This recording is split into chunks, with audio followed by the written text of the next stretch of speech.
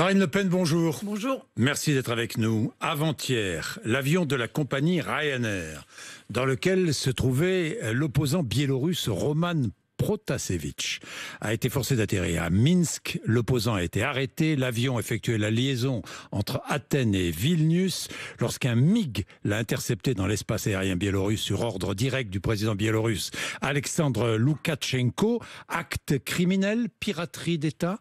Ah oui, piraterie, c'est un acte de piraterie. Incontestablement, c'est une violation grave du droit international et il est tout à fait légitime que les condamnations pleuvent sur cet acte qui n'est pas admissible. L'Union européenne qui décide de fermer son espace aérien aux avions biélorusses. Bonne réplique, bonne mesure.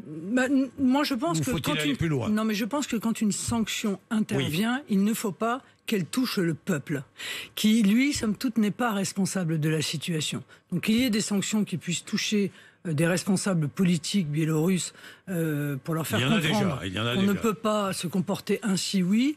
Mais encore une fois, sanctionner les peuples, moi, je considère que ça n'est jamais la bonne solution. Est-ce que vous demandez la libération de Roman Protasevich ? Oui, s'il a été arrêté et s'il est incarcéré en fonction des... Bon, il faut voir, je ne connais pas le dossier, honnêtement, vous le connaissez, vous ? Je le connais pas mal. Bon, moi je ne connais pas le fond de ce dossier, mais le sujet n'est pas vraiment là. Le sujet est qu'il y a une violation du droit international. S'il est arrêté, vous demandez sa libération, j'imagine. S'il n'a rien à se reprocher d'autre que ses opinions politiques, oui, bien sûr. Car on ne peut pas être incarcéré pour des opinions politiques. Est-ce que Moscou peut ne pas avoir donné son accord? Mais je n'en sais strictement rien, Monsieur Bourdin. Je ne suis pas en situation aujourd'hui d'avoir les éléments que peut avoir d'ailleurs le gouvernement français. Bien, la France. La France, si vous êtes présidente de la République, va-t-elle garder ces mêmes alliances ? Est-ce que vous changeriez la politique étrangère de la France ? Est-ce que, par exemple, la France quitterait l'OTAN ? Oui, je changerais la politique étrangère de la France, oui. Je pense que nous avons eu tort de réintégrer le commandement intégré de l'OTAN. Je pense surtout qu'il faut rééquilibrer nos relations. Aujourd'hui, nous sommes en conflit quasiment ouvert avec un certain nombre de puissances avec lesquelles nous n'avons pas particulièrement de raison, car ça n'est pas l'intérêt du pays d'être en conflit. C'est la conséquence de notre soumission sur le plan diplomatique à l'Union européenne. Moi, je crois que la France, un grand pays, doit avoir sa propre diplomatie, parce qu'elle a une histoire, parce qu'elle a des alliances naturelles. Je pense, par exemple, aux pays africains francophones. Je pense qu'il y a un très grand développement à effectuer, pas seulement d'ailleurs culturel, mais également économique, avec un certain nombre de pays africains francophones. Je crois qu'il faut rééquilibrer les relations entre les États-Unis et la Russie pour que nous puissions avoir, à l'égard de ces deux puissances, des relations qui soient des relations souveraines. Je pense qu'il faut, encore une fois, dans un monde multipolaire, puisque c'est celui-là que je souhaite, que la France retrouve cette voie particulière qui est la sienne. Donc la Russie, alliée de la France au même titre que les États-Unis ? Oui, je ne considère pas qu'il y ait une bonne raison aujourd'hui de maintenir à l'égard de la Russie des sanctions dont nous voyons bien que nous en avons été les premières victimes, que la Russie en a été la première bénéficiaire, notamment sur le plan du développement de son agriculture. Donc des sanctions qui ont des conséquences exactement inverses de celles qu'on espérait, on peut éventuellement les lever et retrouver des relations normales. Donc nous quitterions le commandement intégré de l'OTAN. Oui. C'est certes, si vous êtes président de la République. Oui. Bien. Marine Le Pen, la France doit-elle aussi quitter la Cour européenne des droits de l'homme ? Je vous dis ça parce que j'ai lu Sébastien Chenu qui faisait cette proposition. Moi, je ne le crois pas utile au moment où nous parlons. Je pense qu'on peut beaucoup faire avec la Convention européenne des droits de l'homme. Mais je n'attribue pas à la Convention européenne des droits de l'homme, si vous voulez, le rôle, en quelque sorte, qui a été de plus en plus important au fil du temps et qui consisterait à être le gardien des droits. Le créateur des droits, c'est la France. C'est nous qui avons créé les droits de l'homme. Et je pense que la Constitution française défend, comme elle le doit, et avec la force qu'elle doit les droits de l'homme. Donc, moi, je ne suis pas opposé, encore une fois, à la Convention européenne des droits de l'homme. Ce que je ne souhaite pas, M. Bourdin, c'est que la Convention européenne des droits de l'homme, et ça, c'est un débat que les États doivent avoir, je ne souhaite pas qu'elle nous empêche de nous protéger des dangers qui pèsent sur nous. Je ne souhaite pas que la Convention européenne des droits de l'homme, par exemple, nous oblige à garder sur le territoire des terroristes au motif qu'ils risqueraient la peine de mort dans leur pays d'origine. Voilà, je pense qu'il y a eu une dérive de la jurisprudence de la Cour européenne des droits de l'homme et qu'il faut juste lui rappeler quel est son périmètre. Je vous dis ça parce que Sébastien Chenu a évoqué cette sortie de la Cour européenne des droits de l'homme à l'occasion de la censure par le Conseil constitutionnel de l'article 24 de la loi sécurité globale. Vous avez vu cette censure. Gérald Darmanin dit qu'il va réécrire son texte. Ça vous fait sourire? Oui, parce que le texte était mal écrit. Faut être objectif. L'idée était bonne, mais le texte était, à mon sens, je l'ai dit d'ailleurs au moment des débats, trop vague pour ne pas risquer la censure. Punir la diffusion d'images de policiers et gendarmes dans l'intention de leur nuire. Oui. Mais vous savez, il y a déjà toute une série d'articles qui ne sont pas appliqués pour défendre nos policiers. Ils font l'objet de menaces. Le droit pénal condamne les menaces de mort. Ils font l'objet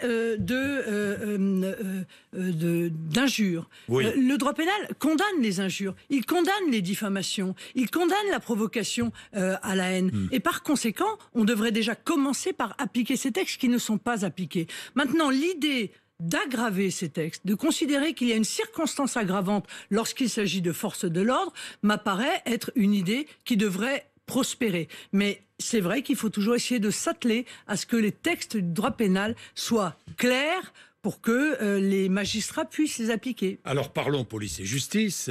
Marine Le Pen, il y a aujourd'hui à l'Assemblée nationale le vote du projet de loi sur la confiance dans l'institution judiciaire porté par le garde des Sceaux, Éric Dupond-Moretti. Est-ce que vous le voterez? Non.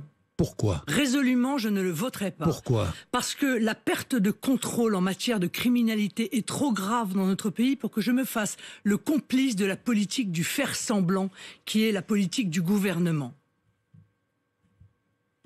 Vous ne voterez pas. Regardons les articles. Oui. Regardons-les. Vous ne voterez pas, je sais pas moi, la réduction des peines désormais sous condition. Vous ne voterez pas. Non mais, Monsieur Bourdin... Vous ne voterez pas la peine de sûreté de 30 ans pour les condamner à perpétuité pour un crime contre un policier ou un gendarme? Non, Monsieur Bourdin, ce que je ne voterai pas... Non mais vous ne voterez pas ces articles. Ce que je ne voterai pas, c'est l'hypocrisie, par exemple, consistant sous prétexte de suppression de l'automaticité des peines à en réalité aggraver l'érosion de la peine, c'est-à-dire la différence qui existe entre la peine qui est prononcée et la peine qui est exécutée. Car la perte de confiance, Monsieur Bourdin, des Français dans la justice est essentiellement liée à cela. La différence qui existe entre la peine que le juge prononce et la peine qui est en réalité effectuée. Et c'est la raison pour laquelle j'avais proposé dans le livre blanc sur la justice que j'ai rendu public il y a plus d'1 an, j'avais proposé que pour les peines de plus de 6 mois fermes, 2/3 soient incompressibles. Car aujourd'hui, avec les propositions de Monsieur Dupond-Moretti, entre les crédits de peine, entre les suppressions, enfin les limitations de peine en raison des efforts spécifiques, laissez-moi terminer, spécifiques faits pour la réinsertion sociale, et les conditions de la libération conditionnelle, on va arriver, en fusionnant tout ça, à avoir la possibilité pour un criminel ou un délinquant de sortir, de ne faire sur 12 mois que 3 mois de peine. C'est-à-dire 9 mois de suppression de peine. Oui, mais ce texte, j'écoute ce que vous dites, Marine Le Pen, mais ce texte propose une réduction des peines désormais sous condition. C'est-à-dire que ça ne sera plus automatique. Mais l'automaticité des peines, encore une fois, est un faux problème, Monsieur Bourdin, puisqu'on a mis en place... L'automaticité est un faux problème. Oui, moi je suis contre cette automaticité. Bon. Mais soyons clairs, elle a été mise en œuvre en 2004 parce qu'en réalité,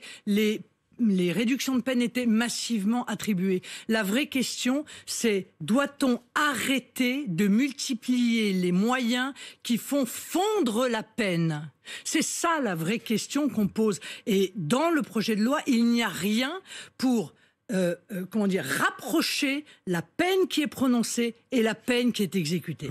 Et je ne vous parle même pas de la contrainte pénale, la libération avec contrainte pénale, où on voit bien la libération, assez peu la contrainte. Enquête préliminaire limitée à 2 ans. Dans un texte de loi, Monsieur Bourdin, texte de loi, il y a toujours des choses qui peuvent être positives et des choses qui sont extrêmement négatives.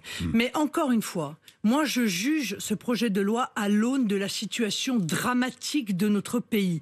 Car la situation dans notre pays sur le plan de la délinquance et de la criminalité est catastrophique. Plus un Français ne pense que ce domaine est sous contrôle de l'État. C'est le hors-contrôle, le hors-piste total, le laisser-faire, et ceci a des conséquences très lourdes sur les victimes. Lors de la discussion, et je vais passer à autre chose, lors de la discussion de ce projet de loi, vous avez proposé une détention provisoire automatique pour les atteintes aux forces de l'ordre. Non. Si. Non. Non. Non, j'ai proposé que lorsqu'il y a des atteintes graves aux forces de l'ordre, la règle ne soit plus la mise en liberté et l'exception la détention, mais la règle soit la détention et l'exception soit la mise en liberté.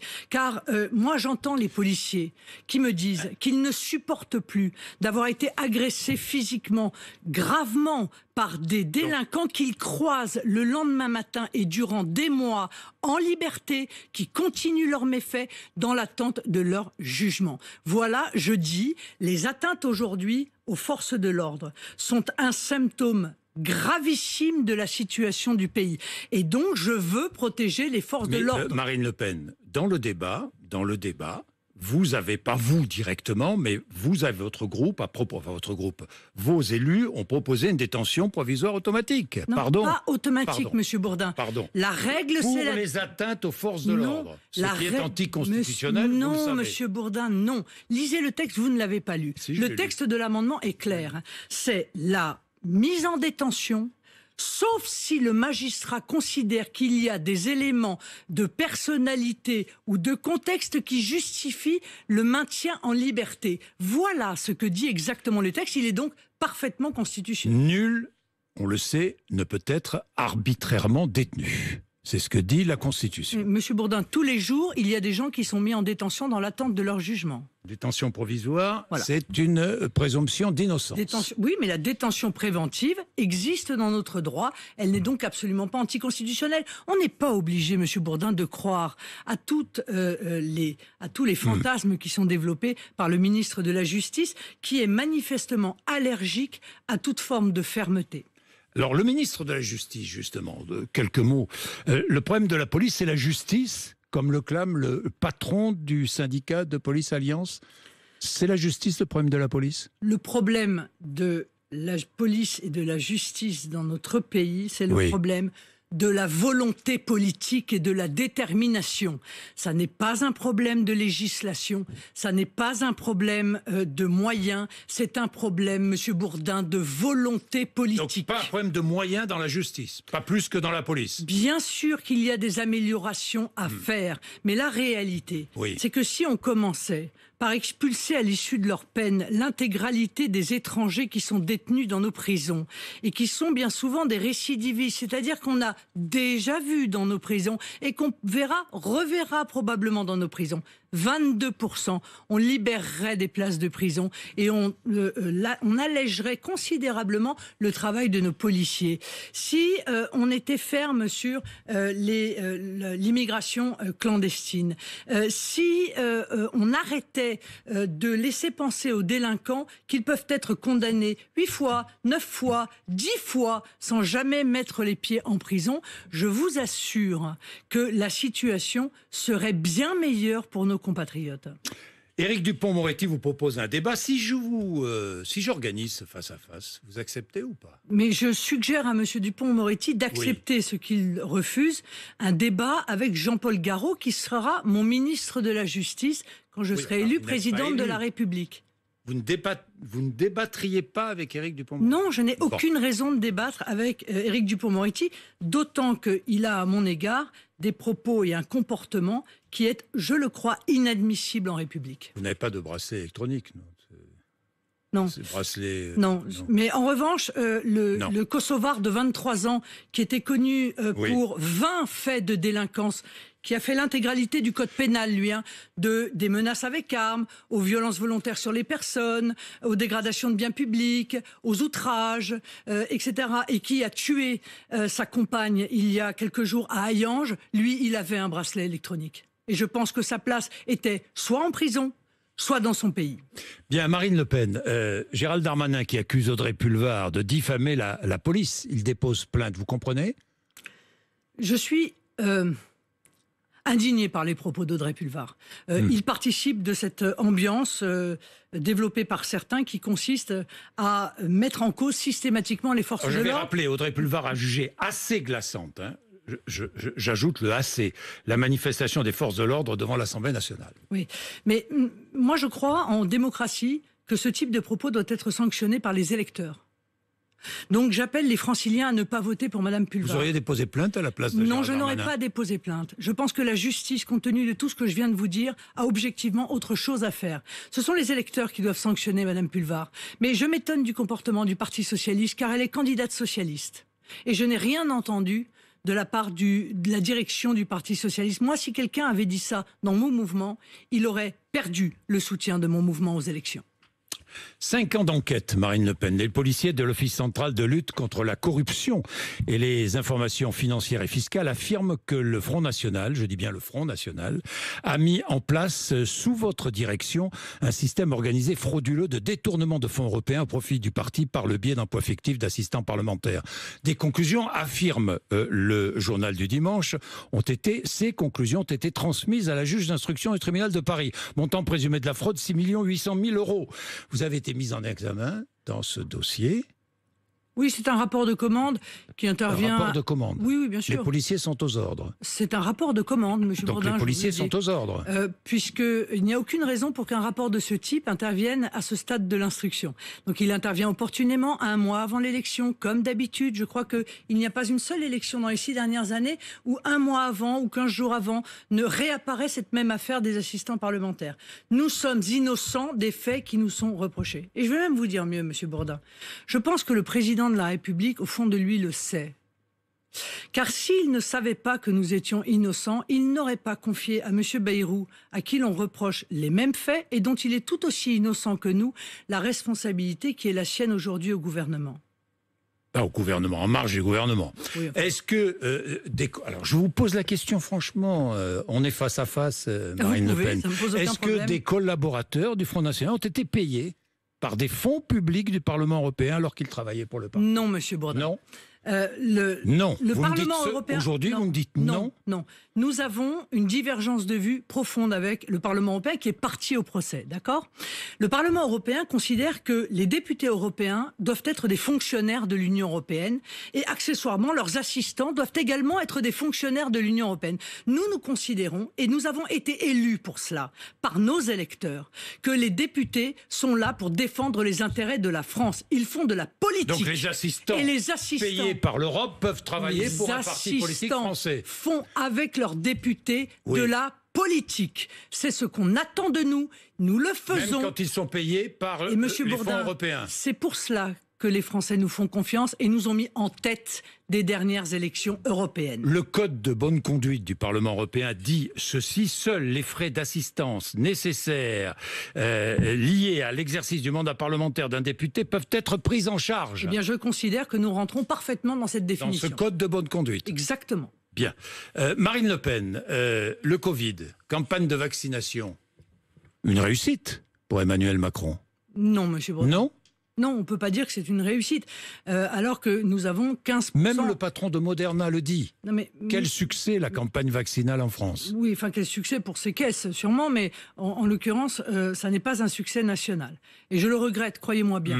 15% des Français qui ont reçu une double vaccination 35% seulement au bout de 5 mois qui ont reçu une vaccination par rapport à d'autres pays. Je pense à Israël, 60% de la population qui est vaccinée. Je pense à la Grande-Bretagne. On ne peut pas dire que la campagne de vaccination française soit une réussite. Et pour une raison simple, c'est que nous avons perdu énormément de temps et nous avons énormément de mal à rattraper ce temps perdu. Vous-même, vous disiez vous-même, je me souviens, 20 millions de vaccinés au mois de mai, c'est impossible. Ah non, nous n'y arriverons pas. Si.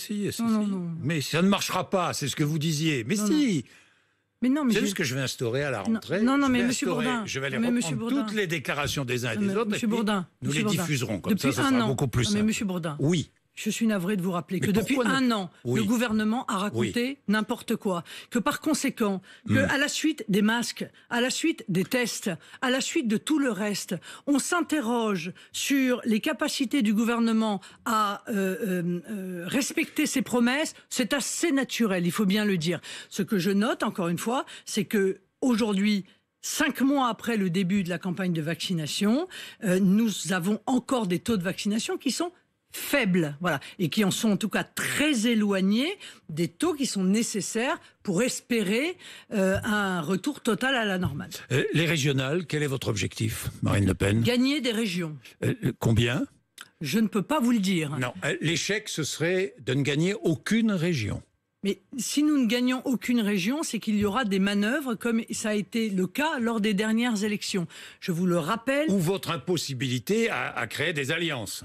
Mais non, Monsieur Bourdin, s'il s'agit de faire alliance avec En Marche, effectivement, pour moi, c'est impossible. À la différence de LR... Avec LR, c'est possible. Non, mais c'est pas le sujet. Le sujet, c'est le sujet du second tour.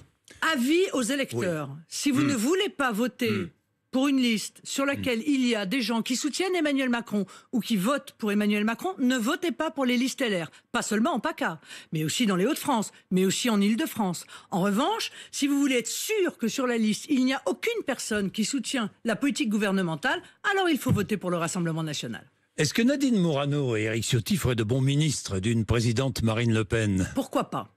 Mais pourquoi pas? Vous les prendriez, vous leur proposeriez? Est-ce que vous les sentez plus proches de vous ou plus proche d'Emmanuel Macron aujourd'hui? Je les sens plus proches de moi que d'Emmanuel Macron. Ça me paraît clair. Oui. Mais ce que je viens leur dire surtout, dépassons les étiquettes encore une fois. Je veux faire un gouvernement d'union nationale. C'est pas une question de gauche ou de droite, c'est autre chose que cela. Et dans ce gouvernement d'union nationale, compte tenu de la situation, j'ai besoin de gens qui aiment la France et qui veulent donner leur énergie, leur conviction, leur temps, leur compétence pour la France. Voilà. C'est ma seule condition. Marine Le Pen, vous vous réjouissez du retour de Karim Benzema en équipe de France de football pour l'Euro? Je vous l'ai déjà dit, je suis assez novice en football. Oui. Mais... Bon voilà, Monsieur Benzema a eu un comportement par le passé qui était critiquable. J'espère que Monsieur Deschamps, j'espère que Monsieur Deschamps s'est assuré auprès de lui que j'ai entendu Jordan Bardella et beaucoup d'autres au Rassemblement national critiquer ce retour. Non, je crois pas. Mais ne me dites pas non. Non, mais je ne sais pas. Moi, je crois pas. Je crois pas que Jordan Bardella, je crois pas qu'il se soit. Il me semble avoir entendu Monsieur Bourdin. Vous pouvez pas faire comme ça non plus. Je vais pas. Il me semble avoir entendu. Enfin, c'est Jordan Bardella a critiqué le retour de Karim Benzema en équipe de France, le choix de Didier Deschamps, en rappelant ce qui est faux, que Karim Benzema aurait dit qu'il n'était finalement en France et en équipe de France juste que pour le côté sportif, que le reste ne l'intéressait pas. Monsieur Bourdin, il me semble avoir entendu moi Jordan Bardella dire à peu près la même chose que moi, à savoir qu'il espérait que le comportement futur de M. Benzema correspondrait aux valeurs du sport. Le comportement passé est condamnable. Mais Monsieur Bourdin, invitez Jordan Bardella, d'accord? Voilà. Il sera invité, mais évidemment qu'il sera invité. Non, mais je sais que Monsieur Bourdin, je sais que l'heure est aux frivolités. Mais c'est pas de la frivolité. Je sais que le président de la République, qui d'ailleurs ne m'apparaît plus du tout à la hauteur de sa fonction, se perd manifestement dans l'insouciance, la frivolité, ce qui m'apparaît totalement en contradiction avec les épreuves que les Français vivent aujourd'hui. Mais je n'entends pas, moi, me laisser aller à ce que je considère comme une dérive. Je pense que les dirigeants politiques dans notre pays ont des choses extrêmement importantes à dire aux Français et à faire pour eux. Alors vous faites allusion en matière de création d'emplois, avec McFly en et matière Carlito. de justice, en matière de sécurité. Oui. Vous n'aimez pas les métalleux? Monsieur Bourdin. Oui. Expliquez-moi, dans cette séquence... Vous l'avez vu? Vous l'avez regardé? Oui. Vous l'avez aimé ou pas? Non, monsieur Bourdin, car encore une fois, je considère que le président n'est plus à la hauteur de sa fonction. Et je me pose la question à l'issue de cette vidéo. Quel est le bénéfice pour le pays? Qu'est-ce que ça a apporté au pays?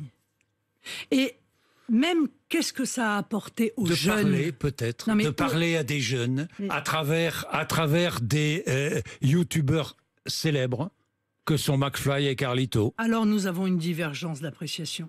Car moi je considère qu'il faut prendre les jeunes au sérieux. Je pense que les problèmes auxquels ils sont confrontés aujourd'hui sont des problèmes extrêmement sévères. Et c'est la raison pour laquelle j'ai proposé des mesures pour leur aider à créer des entreprises, pour développer l'apprentissage et l'alternance pour qu'ils arrivent à trouver des emplois, pour faciliter pour eux le fait de fonder une famille et de pouvoir acheter un logement. Moi, je veux qu'on traite les jeunes avec le sérieux nécessaire. Leurs problèmes sont énormes, énormes, et c'est à nous de les régler. Merci Marine Le Pen d'être venue nous voir ce matin sur RMC et sur BFM TV.